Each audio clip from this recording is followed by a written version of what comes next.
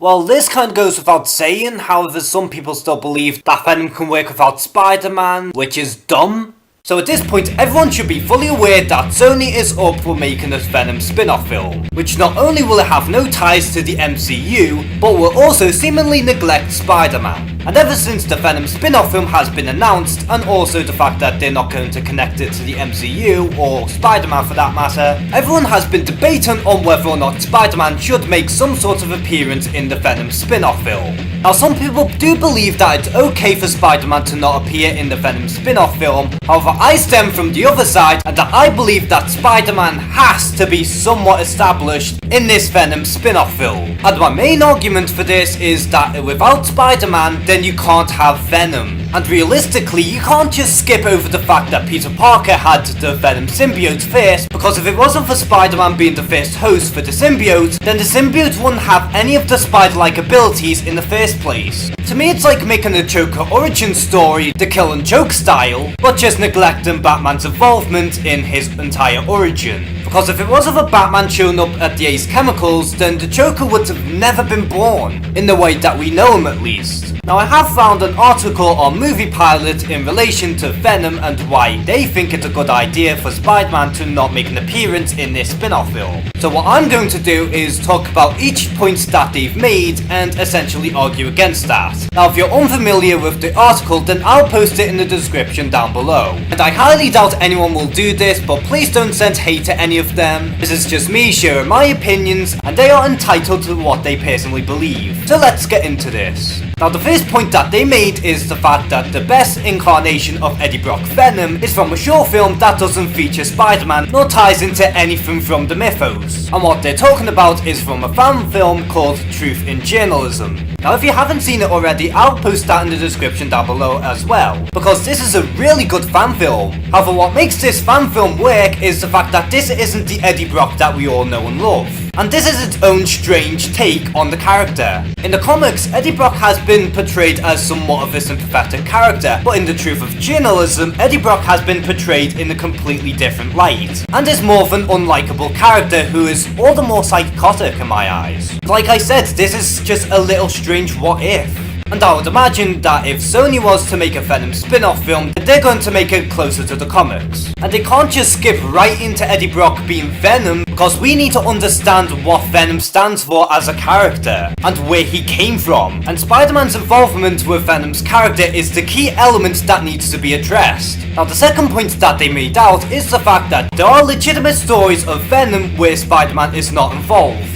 And yes, this is true, and Lethal Protector is probably the first thing that comes to mind. But like I said, you can't just start up Venom as the Lethal Protector and not talk about his backstory. Especially since Venom's origin in particular is probably one of his more interesting storylines. Now some people will probably jump into Deadpool as an example on as to how you can touch on both his current adventures as well as his origin. But the thing with Deadpool is the fact that he is one of these characters who could stand on his own. While Venom, although is a very popular character, as well as occasionally holding his own stories every now and then, is mostly seen as a side character, as well as primarily a Spider-Man villain, and one who has a pretty long history no less. And even if the Venom spin-off film can jump from his origin as well as his current adventures, I would imagine that a lot of people could see a lot of similarities between that as well as Deadpool. But even if they decide to just skip Venom's origin and just kinda skim through for like the first 10 minutes or so, then that would be very cheap, and it would be a complete waste on a potentially great storyline. Now the next point that they made is the fact that if Spider-Man was to be included in the Venom spin-off film, then it would ruin the tone drastically, as Venom is supposed to be rated R as well as being a horror film. Not to mention that Carnage is supposedly the main villain, and as you could imagine from Carnage, that the film is going to be incredibly violent. Now this point I can fully understand, because Venom has always been at the darker end in the Marvel comics. But that being said, if you were to use Spider-Man correctly, then he wouldn't have to be a problem in terms of the tone for Venom. And he also mentioned that if they were to include Spider-Man, then he would overshadow Venom in his own film. Look at Spider-Man from Captain America Civil War for instance. Yes, he was one of the best parts in the whole film, however in no way, shape or form did he ever drastically change the whole story of the film.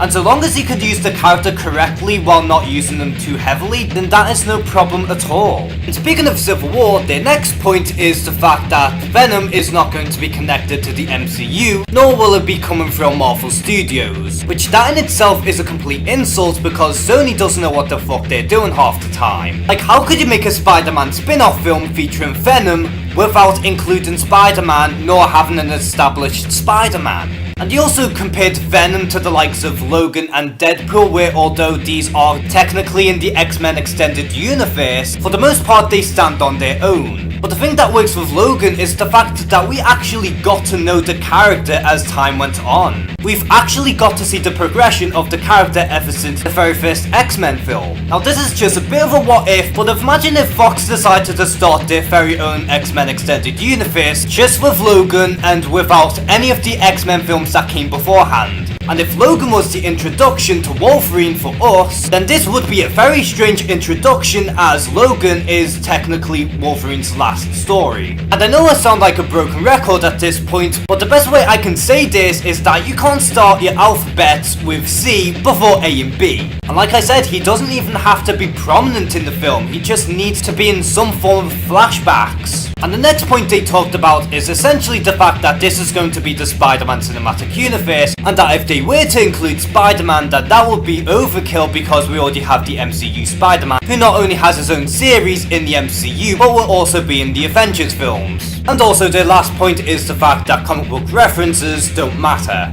I sort of included the last 2 points together because I have the same point for both of them. But my point is, Spider-Man does have a place for the Venom spin-off film, and that is just to elaborate on Venom's origin story. However, if A, they decided to connect the Venom spin-off film to the MCU, or B, have their newly established Spider-Man before even making this Venom spin-off film, then none of this should matter. And if that was to be the case, and that Sony decides to have an established Spider-Man in this universe, then yes, Spider-Man doesn't have to be in this Venom spin-off film. But considering they're gonna do Venom before they're even going to do their own Spider-Man, then yeah, you really have to establish something. But at the end of the day, Sony shouldn't just jump on the gun with this Venom spin-off film, which is painful to say because I've been dying to see a Venom film for a long time. However, I would rather have Sony to spend their time on this and figure out a way to make a good film as opposed to crapping some shit out. For long story short, you can't have Venom without Spider-Man first. So do you agree with me in that we need an established Spider-Man before we get to Venom?